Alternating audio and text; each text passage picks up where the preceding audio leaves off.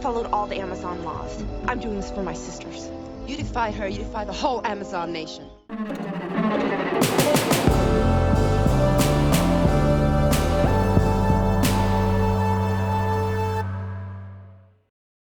Les Amazones, on les connaît tous, même si vous n'avez pas fait option latin au collège, elles sont tellement présentes dans notre imaginaire contemporain qu'il est difficile de passer à côté. Dans la mythologie grecque, les Amazones c'est un peuple de femmes guerrières et nomades qui vivent près de la mer Noire, donc en dehors de la Grèce en soi, ce qui les place dans la très large catégorie des barbares, puisque selon les Grecs est barbare toute personne qui ne vit pas en Grèce et qui ne parle pas le grec. Toujours selon la mythologie, les Amazones montent à cheval et tirent à l'arc, et elles se coupent même un sein pour être de meilleures archères. C'est un peuple uniquement féminin qui ne côtoie les hommes que pour procréer, et ensuite elles ne gardent que les bébés nés filles et tuent les garçons. Ce mythe prendrait sa source dans l'existence de femmes guerrières nomades chez les peuples scythes, qui apparaissaient aux Grecs comme des femmes sauvages parce qu'elles vivaient en territoire barbare donc, et sans respecter les conventions sociales imposées aux femmes grecques. Les femmes scythes montaient à cheval et participaient aux combats armées d'arcs et de haches. On retrouve la trace de ces femmes dans les fouilles archéologiques, avec des tombes de femmes dont le squelette est marqué par des blessures et par la monte à cheval, et qui sont enterrées armées, en armure, voire en position de cavalière. Donc si les Amazones décrites dans la mythologie, celles qui se coupaient un sein et qui tuaient leurs fils, n'ont jamais vraiment existé, elles puissent quand même dans l'observation de femmes guerrières et cavalières bien réelles. Mais en fait, selon l'ethnographe et mythologue William Blake Tyrrell, peu importe l'existence concrète ou non des Amazones, ce qui est important c'est que leur mythe a été créé dans un contexte bien particulier de la société grecque, celui de la valorisation de la civilisation par le mariage. Et dans ce cadre de l'avènement du mariage, l'Amazone en fait elle sert de repoussoir, de contre-modèle, c'est la femme sauvage et barbare que risque de devenir la femme grecque si elle refuse le mariage. En fait c'est une subversion inadmissible, l'Amazone c'est la part négative et bestiale de la femme, alors que le mariage est le garant de sa féminité et de sa place dans la société grecque. À partir de cette création antique, les Amazones ont traversé l'histoire des représentations occidentales jusqu'à aujourd'hui. À quelques exceptions près, elles sont cependant très peu représentées durant la domination chrétienne, du Moyen-Âge au XIXe siècle, car elles ne collent pas vraiment au modèle féminin qu'on cherche à véhiculer. Et donc, après plus d'un millénaire à avoir été très peu représentées, les Amazones font leur grand comeback à la fin du XIXe siècle, en lien avec l'émergence de la figure de la femme fatale, qui est ce personnage féminin type à la fois séduisant et attirant et dangereux.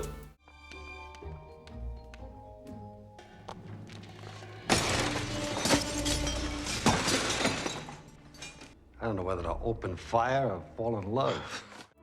On retrouve aujourd'hui l'Amazone dans les comics, la culture pulp, le cinéma, les jeux vidéo, etc.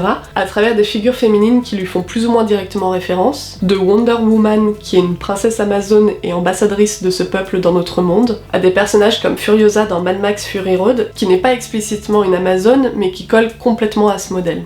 Déjà, elle est issue d'une communauté exclusivement féminine, qui est gardienne de la nature face à l'univers mécanique et patriarcal d'Immortan Joe. Ensuite, c'est une combattante féroce et indépendante, qui ne monte pas à cheval mais qui conduit un camion blindé, ce qui est quand même sympa. Et si on tire le fil jusqu'au bout du bout, on peut voir dans son bras amputé une référence au sein coupé des Amazones.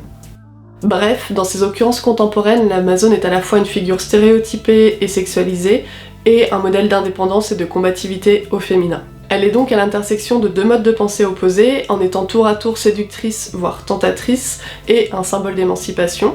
Et c'est ce deuxième point qui va conduire à une réception très importante du mythe des Amazones chez les féministes à partir des années 70. Ce qui intéresse les féministes, c'est que ce sont des figures de force, de combativité et d'indépendance vis-à-vis des hommes, mais aussi qu'elles vivent selon une organisation qui est non seulement matriarcale, c'est-à-dire où le pouvoir politique est détenu par les femmes, mais qui est aussi carrément non mixte. En plus, les Amazones vivent selon une dynamique de groupe, où il y a très peu d'individualisation.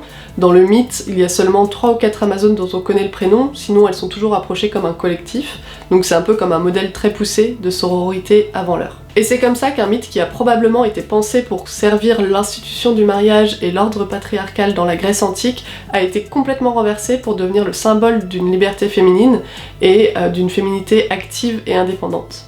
Et c'est sous cet angle que l'Amazone apparaît dans le travail d'Ulrike Rosenbach, avec toute la réflexion sur le féminisme que ça implique. Ulrike Rosenbach, c'est une artiste allemande qui est née en 1943 et qui a réalisé principalement des vidéos et des performances. Elle a notamment été l'élève de Joseph Beuys, qui est l'un des très très grands noms de la performance artistique. Dans les années 70, elle fonde l'école de créativité féministe à Cologne en Allemagne, et c'est à cette même époque, donc dans les années 70, qu'elle commence à travailler sur les archétypes féminins et sur l'histoire de la représentation des femmes, et c'est dans cette suite de travaux qu'elle réalise en 75 une performance qui s'appelle Don't Believe I'm an Amazon. Dans cette performance, l'artiste est habillée tout en blanc et elle tire des flèches sur la reproduction d'un tableau représentant la Vierge Marie. Il s'agit de la Vierge au buisson de rose, qui est un tableau peint dans les années 1440 par Stefan Lochner, l'un des peintres les plus connus de Cologne. Donc l'œuvre s'appuie sur deux archétypes de la femme, deux rôles culturels féminins, la Vierge et l'Amazone avec les flèches. Pour Ulrike Rosenbach, ils correspondent à deux extrêmes opposés dans les représentations féminines, la femme passive et la femme active. L'artiste explique que son éducation personnelle et la société en général l'ont toujours poussée à suivre le modèle de la Vierge Marie, dont elle n'a pas une image très reluisante, puisqu'elle dit d'elle qu'elle est distante, belle, douce et timide, un cliché traditionnel utilisé comme une image de la femme plutôt insipide. Alors que elle, ce qu'elle voulait, c'était être indépendante et agressive comme une Amazone. Cette performance est filmée grâce à deux caméras, l'une qui est pointée vers la reproduction en train d'être criblée de flèches et l'autre sur le visage de l'artiste, mais les images filmées par les deux caméras sont retransmises en direct sur un seul écran. Elles sont donc superposées, les visages de l'artiste et de la Vierge se fondent l'un dans l'autre et sont tous les deux touchés par les flèches. Donc l'artiste est à la fois l'Amazone qui tire les flèches et la Madone sur laquelle elle tire. Puisque comme elle a été éduquée sur le modèle de la Vierge, elle a forcément intégré certains traits de ce modèle. Donc tirer dessus, c'est aussi tirer sur une part d'elle-même, ce qu'elle fait de façon volontaire et littérale. Je tire sur le visage de la Madone parce que je veux changer la part passive de moi-même en quelque chose de plus fort et de plus actif. Je veux gagner en individualité et ne pas seulement rester la projection d'une image fictive. Avec cette performance, l'artiste demande aussi de façon plus générale quels sont les rôles modèles et les archétypes intégrés par chaque femme, et si chacune d'entre elles a conscience de cette internalisation. En fait, c'est ce qu'elle fait dans cette œuvre, elle confronte sa propre identité en tant que femme pour comprendre les modèles sur lesquels elle s'est construite. Elle a été éduquée pour ressembler à la Vierge Marie alors qu'elle rêve d'être une Amazone, et au final, elle est les deux à la fois.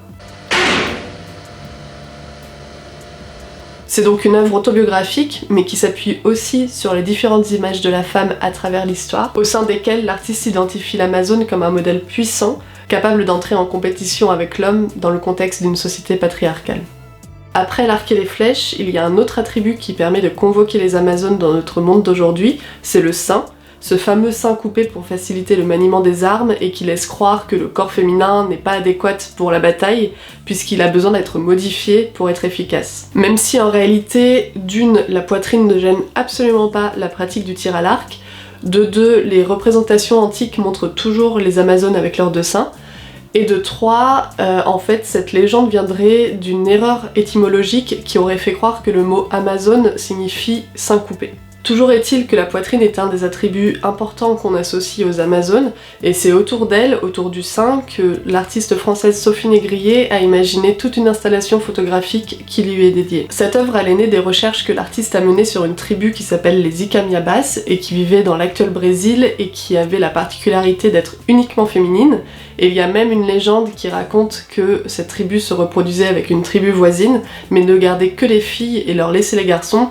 Ça doit probablement vous rappeler quelque chose. En 1524, les Icamiabas attaquent Francisco de Orellana, qui est un explorateur espagnol et le premier européen à descendre le fleuve Amazone. Et une fois rentré sain et sauf, Francisco de Orellana raconte comment son expédition a dû faire demi-tour face à une tribu de femmes déchaînées armées de sarbacanes et de flèches, et c'est son récit traumatique qui va en fait rebaptiser toute la région en Amazonie et le fleuve en Amazone. À partir de ses recherches sur les Icamiabas, Sophie Négrier a photographié un sein, juste un seul, de dizaines et dizaines de femmes jusqu'à créer un mur de seins. Pour elle, ce sein, il est à la fois propre à chacune, il est un symbole de leur individualité en tant que femme, et en même temps, c'est un marqueur d'une appartenance au genre féminin. Elle a donc pensé cette œuvre comme une célébration d'une possible communauté féminine, liée par l'attribut physique qu'est le sein, et que la majorité d'entre elles partagent. L'engouement des femmes qu'elle photographiait a été tel que Sophie Négrier a prolongé l'œuvre en créant une communauté fictive d'héritières des Icamiabas. Elle a inventé des cartes de membres sur lesquelles la photo d'identité est remplacée par le sein.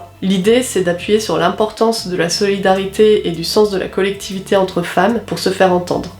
Avant de finir la vidéo et avant qu'il fasse complètement nuit, et puisqu'on parle de seins, je voulais m'arrêter rapidement sur une petite œuvre que je trouve très forte et que j'aime beaucoup de Céline Cadoreille et qui s'appelle Portrait de la mer en Amazone. Puisque aujourd'hui, celles qu'on surnomme les Amazones, ce sont ces femmes qui ont combattu le cancer du sein, et c'est à ces femmes qui ont survécu avec férocité que l'artiste rend hommage dans cette œuvre, et à leur corps marqué comme preuve de leur courage. Donc ici, ce n'est plus le sein en soi, mais son absence ou son altération qui lie les femmes en communauté. L'artiste dit qu'elles sont unies dans le secret par la peur qu'elles ont traversée. Si la vidéo vous a intéressé, il y a un article qui la complète qui est en ligne sur hyperoblique.com et qui est consacré à ce tableau. Donc pour savoir quel est le lien entre cette œuvre et les Amazones, rendez-vous sur hyperoblique.com, je vous mets le lien direct en description. J'espère que la vidéo vous a plu et intéressé. Si c'est le cas, comme d'habitude, n'hésitez pas à me le dire en commentaire, à partager cette vidéo autour de vous et à vous abonner à la chaîne. Et moi je vous dis à très bientôt pour une nouvelle vidéo.